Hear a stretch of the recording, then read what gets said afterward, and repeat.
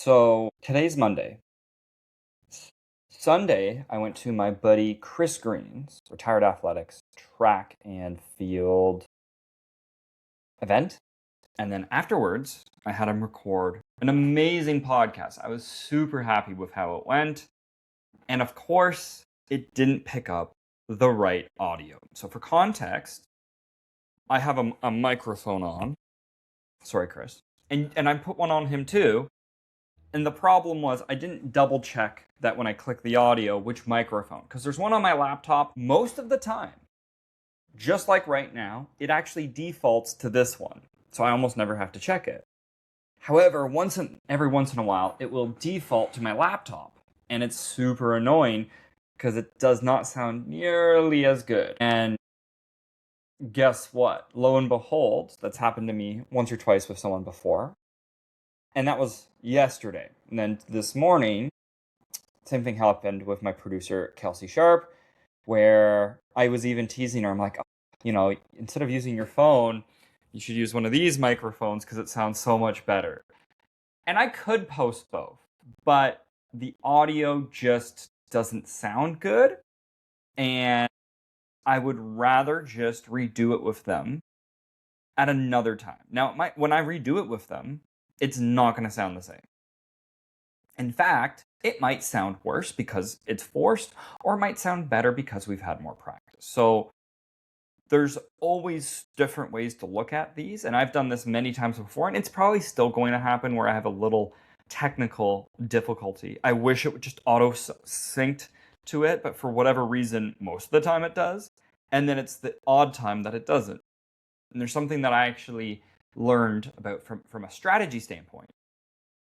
And so it's not always about tendencies, it's about when tendencies don't match up with your patterns. In World War II, the German soldiers were retreating. And to confuse the Americans or the Allies for coming in, they changed the road signs backwards. The problem with that was they changed every road sign backwards. And so at first, the Americans were like, we're on the wrong way. And then after a couple, they're like, oh, they've just turned all of them reversed. What would have been more effective to confusing the Allies is sometimes, probably 30 to 70% of the time, you flip it, and then the other times you don't. Not even 50-50, but between like 30 to 70% of the time, the tendencies get broken up. And that's what really irritates a lot of people is it's sometimes unpredictable patterns drive us nuts and crazy. Not necessarily the fact that it's always a bad pattern. And that's what's really frustrating about this is it's the odd, like literally one in every 10 to 20 episode. And it's when I don't check. When I check, it's like, oh, okay, it's fine. Even partway through the Chris Green one, I was like, maybe I should double check. I don't think I checked. And I was like, no, focus on talking with Chris. I'm sure it's fine. And so I just feel stupid. But at the same time, if you let that defeat you, well, we're recording a podcast now. And I was like, today's kind of an easy day. Maybe I'll just record a podcast. And I was like, yeah, maybe before that I'll go back and edit a couple of those. And then I hear it. I'm like, fuck, it doesn't sound good. So here we are. And that is just the nature of bootstrapping everything and not trying to be a perfectionist, but these mistakes are going to happen. So you can't let it let you eat it up alive. The Chris Green one, I'm going up to a cottage with Chris on the weekend and also with Kelsey. Kelsey's going to drive up with her best friend, Sarah, and that's Chris's wife. And I was going to drive up with Chris. And so I was going to say, we're driving up Thursday. Okay, cool. I'm going to post it like Thursday morning. And then everybody can listen to it on the way up. And that's not going to happen. This one's going to get posted. And then everyone can make fun of me for not recording properly, even though I'm a professional podcaster with over 300 under my belt. Probably closer to like 350, not including the ones that don't count because I keep fucking up. But that is okay. Today's topic is actually not going to be about fitness and training. Chris gave me the inspiration for this one, I forget when, maybe a week ago, but it's how to be homeless. And it was because he came to visit my place here for a quick beer. And I showed him around a little bit, and I explained to him, just the financial situation, what I'm paying for, where I'm going around. He's like, yeah, like I get it. It's not the nicest spot, but if I was you, I'd be fucking homeless too. And I only bought a spot because I got a wife. And I was like, yeah, that's fair. And I think that's very true of a lot of guys, that we're really simple creatures, that we don't need a lot. And it's when you have a partner that you do need to be settled and have more. Even my mom says to me, "Oh, I'm pretty sure you're single because you don't own a house." I'm like, that's not the fucking reason why I'm single. And I know my mom's listening to this too. That is definitely not the reason why I'm single. Most people don't own houses, yet, like Chris and Sarah, they didn't own a house. They got married before they even owned a house. So it just doesn't make sense. It's because I have a horrible personality, and but among other things. No, we'll probably dive into that at the cottage, because I know the girls, Sarah and Kelsey, like to dive in what's wrong with Nick's life. Just we can open up that rabbit hole after a couple beers. They don't say it that way. That's just me. But I think it is important for people to learn how to be homeless. And I joke that I've been homeless for like 4 years at this point. So for those who don't know, I was with my parents after university, my mom, and then I was supposed to get kicked out at age 25. And what happened? COVID. Literally right around that time. I think I was 24 when that happened, and then it's like, yeah, maybe you got to stay. Oh, you're not able to work. Well, that sucks. And so my mom was chill. So during COVID, they just let me stay with them, and then house prices went up a fuck ton. And then at 28, she gave me a good warning. Hey, you're going to have to leave. Yeah, that's fair. That's totally fair. And so I turned 28, and I basically went to South America for 4 months because I was like, well, I don't have rent here. And I found an Airbnb for $700 per month on the beach in Ecuador. And I was working online a lot anyway because of COVID. I was like, why not just do that? Like, I'm never going to have a chance to do that. I really enjoyed that. Got lots of sand and sun, and it was cheap living, and it was slow living, and I could just kind of reset and focus on myself for a little bit. And that was maybe like 6 months to a year after COVID kind of phased out and was done. So that was cool, and I really, really enjoyed that. And then I came back, and while I was there, I had a client who had told me, hey, if you want to come cat sit for me out in BC, you can do that for a month. I was like, yes. So I was home for a couple weeks, went out to BC for a month, came back. When I was out in BC that time, I got let go from my job at F45 because new ownership came in, and they don't like me. Straight from the get-go. Don't want to get into it too much, but long story short, they had offered me a interview for their F45. And they said, hey, go to this other one so you can just see what it's like. Within a day, I got an interview from that one because they could see I knew what I was doing. And then I ended up getting hired there after the Brit and Aaron, we'll just call it out as it is, basically said, yeah, we're going to take away your interview because we weren't expecting you to get an interview from them. I was like, okay. And so I was at that F45 for like 4 years. It got bought, and then new ownership came in. So then I went to a different one. And then I was there for maybe like the summer, fall. And then I was like, I want to go away again. In the time, my brother, I have a half brother, and he was estranged. Like, I hadn't really talked to him in like 5 years. And maybe a month before I'm about to decide where I'm going to go, my dad's like, oh, by the way, Valentino's in Argentina. We're like, what the fuck is he in Argentina for? And yeah, I hadn't seen him in like 5 years. He's like, yeah, I'm going to go down in January to go see him. He's in Argentina. It's a long story. We don't need to get into that aspect. I was like, well, I was going to go somewhere warm. Let's go to Argentina.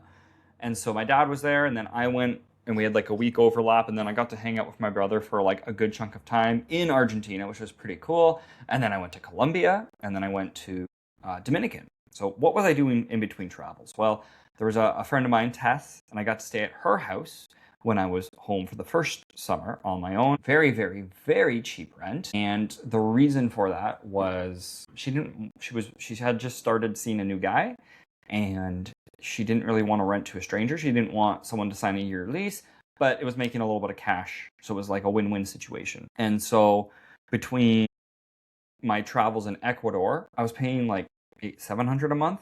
Then I had a free month in BC. And then I think I was paying $600 for like a whole house for the rest of the year. That's really cheap. And you're barely living with roommates, if that.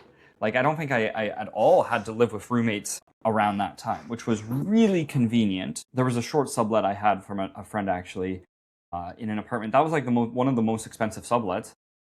it was like 1,600, and I thought I was getting a good deal. And even then, it's like, no, I can really cheap out. And that's part of it, being homeless, is like, how can you get away with cheap rent? And I'm not homeless. It's more of a bouncing around nomadic style, but yet it's so much cheaper than actually renting a place for a year, like significantly cheaper. So I'll break down some numbers for you guys, and then maybe that will help a little bit too. But I'm going to continue with the story.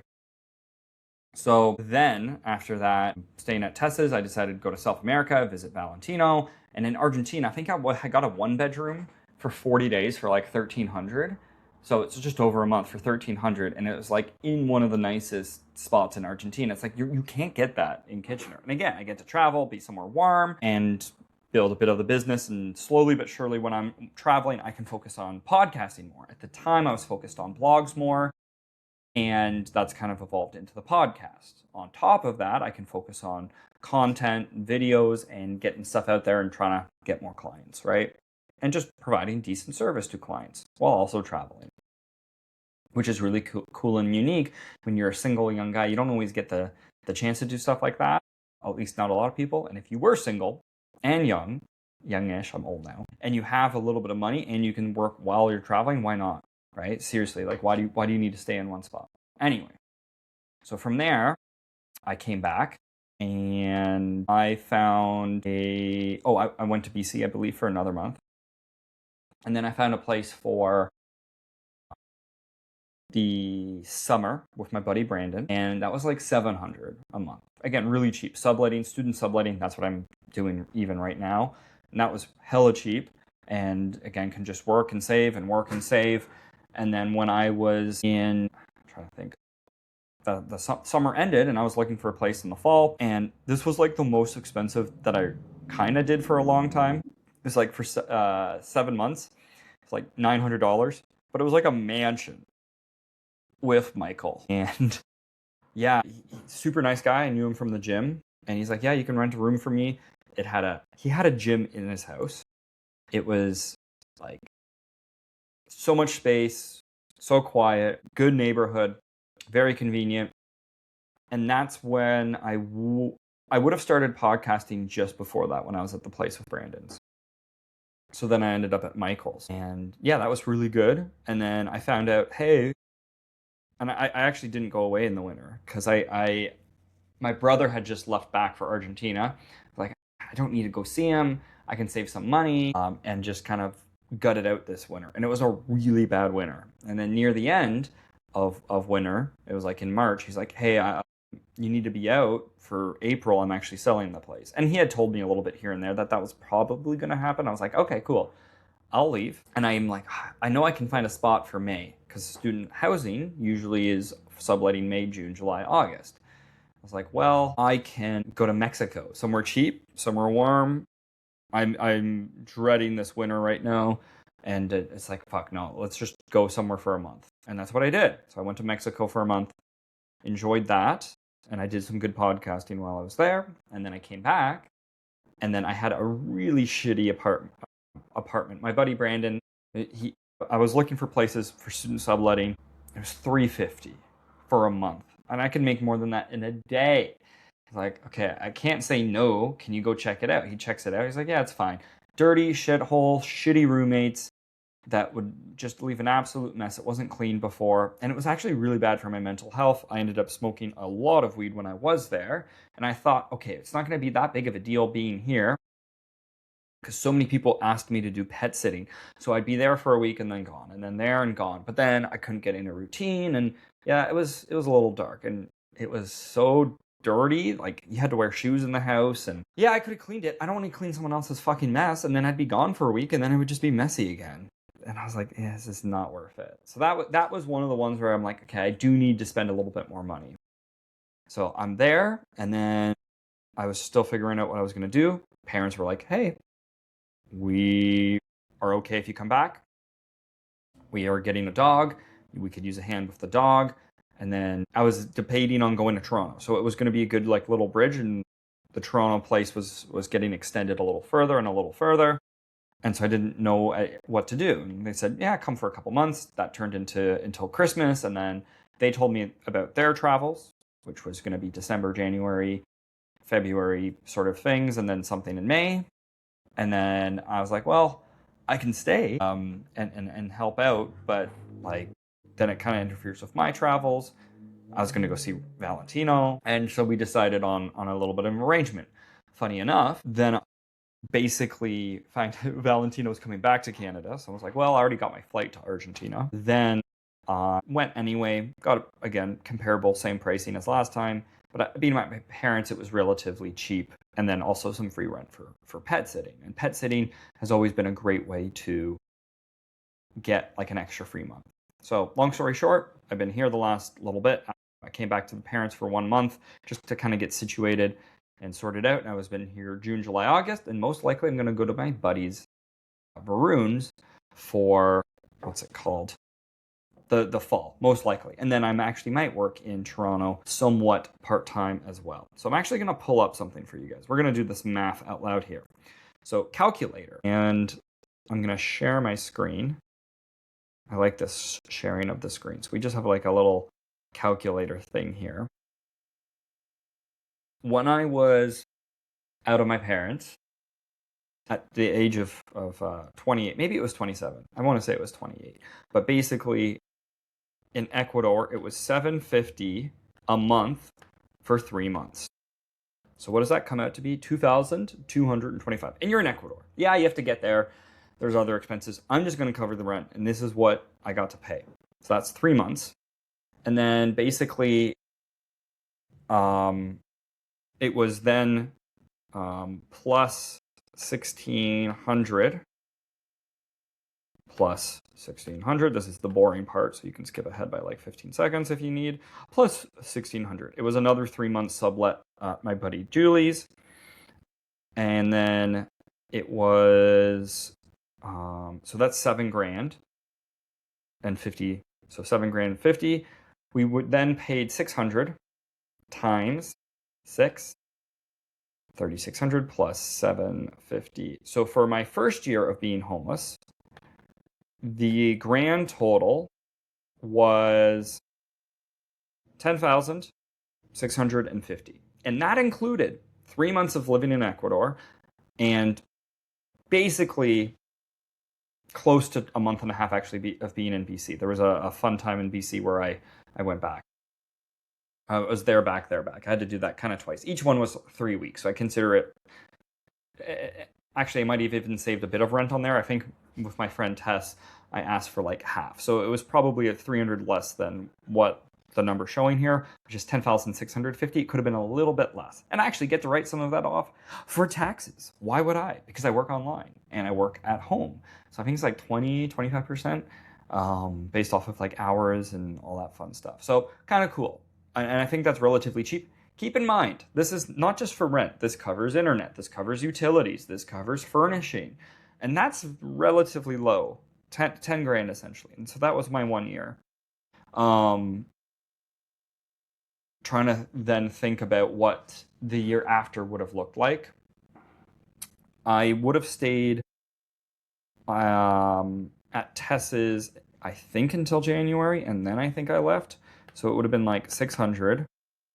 No, I don't think I did at all. So no, that doesn't count. I'm thinking of my second trip going down south. It was like for 40 days for 1,300. There was another time I actually stayed in the Dominican. So this is my Argentina, Dominican, and Colombia trip. It went Argentina for 40 days, Colombia for 3 weeks, Dominican for a month. 1,300 Argentina. Then it would have been about 700 in Colombia for 3 weeks between hostels and Airbnb. And then it was another 1,300 Dominican, like on the beach for the month. So 3,300 for those 3 months. And then I went to BC for a month for free, basically. And then I came back. And then my rent was $750 for 4 months. No, for 3 months. For 3 months. Because I got a month free in BC. I know, I'm confused, you're confused, we're all confused. I'm just giving you numbers. This is the boring part, like I said. So 750 plus 750 plus 750. So 750 really plus 1,500. I can do that math.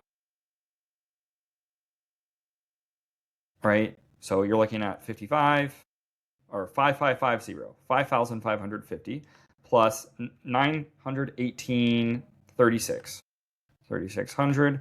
So year two of being homeless was 9 grand actually. And so for $9,000, I got to live. Now it covers again utilities, internet, everything that's included with that, plus just actual living spaces. I got to be in Argentina for 40 days, Colombia for 3 weeks, Dominican a month, and then BC for a month. So $9,000. Again, relatively cheap. Year after that, it was 900 times 3. And then Tulum was an expensive Airbnb. I think that one was like 1,600. Expensive, I know. I got to stay a month in Tulum, Mexico, for $1,600 for a month. Again, that's what a normal rent is going to be for one bedroom. That's how I want you guys to visualize it. So now we're at 4,300. And then after that, it was, I think a month at my mom's just because I had stuff there. And then it was right into the other place.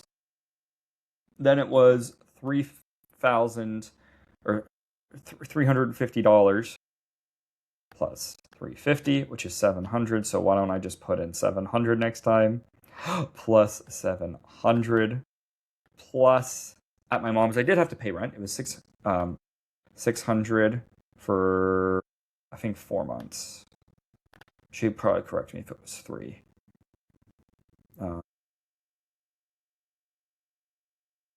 So 8 grand is what I paid last year in rent. So we go from 10 and a bit down to 9 and a bit down to 8. 8 grand to live for a year. Crazy, I know. And that's what I mean by how to be homeless is you have to bounce from opportunity to opportunity. I'm very fortunate. Mom, I love you. This was you. You have helped me so much, and I know you mentioned to me, hey, you could stay longer. You're just a little messy. You're kind of getting arms away, this and that. I'm like, I know, I get it. I'm not the easiest person to live with. No one's easy to live with, and I appreciate that. Not everyone has that opportunity, but what I'm trying to convey here is a lot of people I don't want to say bashed me a little bit, but they're like, hey, like you got to have more stability. Stability comes at expense. It's more expensive than what this is. 8 grand to travel, and you just have to be.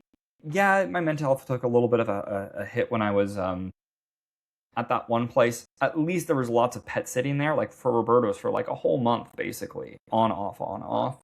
Eric's for a little bit, and I made a little bit of money when I was doing some of the other people's pet sitting. Anyway, not Roberto's. Roberto's my brother, but again, I'm trying to be strategic here. So then this past year, it was free in January because of pet sitting, and February and March, basically I was traveling. So if I take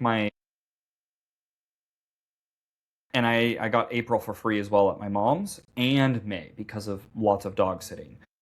I know, I'm very spoiled. When I was in Argentina, I want to say it was another 1,300. Plus in Peru, it's probably 15. Why? I did 2 different Airbnbs, and I did some hostels, and I did more backpacking, so it would be a little bit more expensive. So like, I'll round up again, 2,800. And then what's the summer gonna be is 550 times 3, so 1650 plus 2,800, 4,450 is what it would have cost for me basically from start of the year until September. In the fall, there's a good chance I'm going to stay with my buddy Varun, and we already discussed what that's going to cost. It's kind of like the test situation where I'm helping him out. He doesn't want to rent anybody, but it's probably going to look about $650 for September, October, November, December. So 600 times 4 is 2,400. 50 times 4 is 200. So 2,600. So plus 2,600. That's 7,000. Crazy that year after year.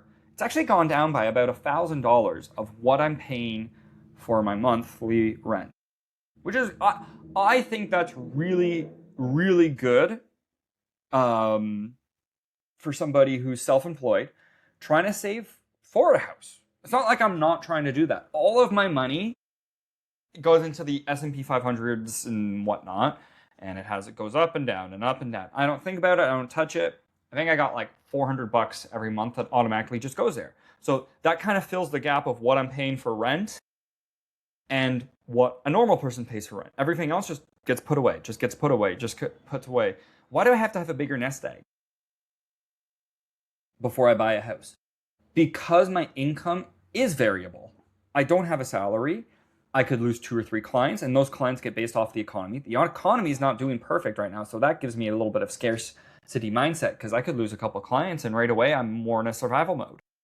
On top of that, why would I rent and buy a house? So these are the numbers. 10.5, basically just about 9, 8, and now 7. Why would I buy a house where if a mortgage payment is $1,500 alone, just a mortgage payment, times that by 12, is $18,000. So almost double. Almost double. And that's a cheap mortgage payment. Then you have to have utilities and internet and hydro, which is probably utilities anyway. And you have to furnish it. And you have property tax. And you're stuck there. Please comment what you would do if you were me in these situations, and you can get away with living that cheap. Yes, I have laundry baskets on the ground. I'm okay with that. Yes, my car's a mess and I live out of my car to some degree, but I'm okay with that. I can work online. I got uber flexibility. One thing about being strategic is keeping your options open. Not forever, but when you start to get backed into a corner, you want to have several options. You don't want to be forced to go do something that's not optimal for you. You want to always have a couple options, not every option, but a couple options open for you to transfer into, for you to do what's best for you. And I feel like I've done a good job doing that. And on top of that, while I've been, I guess I can get rid of the calculator share screen. While I've been doing that, I've been learning how to get away with budgeting my money really cheap from a living standpoint. From a food standpoint, I try not to cheap out too much, but yeah, I just buy meat when it's half off. I buy bulk fruit and veggies, frozen, try to do as much home cooking as I can. That's the one thing. Because I am on the go a lot, I do feel like I need to eat out a little bit more. And that's okay. It's not the end of the world. I spent $100 on my gym membership. That's like a quarter of my rent. I might be the only person who spent a quarter of his rently normal living expenses on also a gym. Imagine if your rent is $2,000 and you're like, oh yeah, I've spent $400 on a gym membership. What? But that's me. And I'm not always working full-time hours. I also teach at Conestoga, which has its ups and downs. And when I'm traveling away, technically my expenses probably do go up a little bit because of flights. And I probably eat out a little bit more because I want to try those foods and experiences. And yeah, so that's a little bit of how to be homeless. So how do you be homeless? Maybe you're 25, maybe you're 27, maybe you're like me. First things first, you have to get comfortable with adjusting to different living situations, and how do you make it more optimal for yourself? Right now, I'd say it's a little messy in here, but there's enough space for me to kind of maneuver and work and not feel super cramped. The old room I was at when I first got into this house, a little cramped, but I could have dealt with it. This one, so much nicer, so much better lights. So that's the first thing.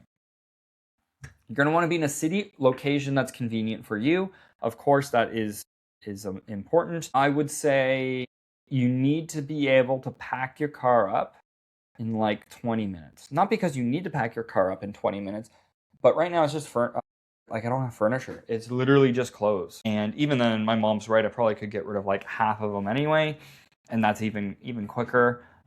Because of all the house sitting, you also need to learn how to buy groceries in a small amount in a cheap way. So again, getting meat that's half off. And then, yeah, simplifying your life even more is what I'm trying to get at too. So anyway, that's kind of my story, my backstory of how I've been nomadic for the last little bit. Hopefully the audio is good, but I think that this is a good lesson for me. It's just more practice, and I'm giving you guys a story. There's no script here. This was me all kind of off the cuff. And I know the math was probably the boring part, so if you made it through that, great. And maybe you could have always hit a 1.5 speed if you just wanted it to be a little quicker too. So until next time, I'm just curious on your thoughts of like that journey. What is next? Well, I could buy a house if I wanted to, but then I'm house poor. And that's the problem. So we're just going to keep chipping away. Maybe in a year, at some point, this podcast might be where I'm actually in a studio, which would be kind of cool. But until next time.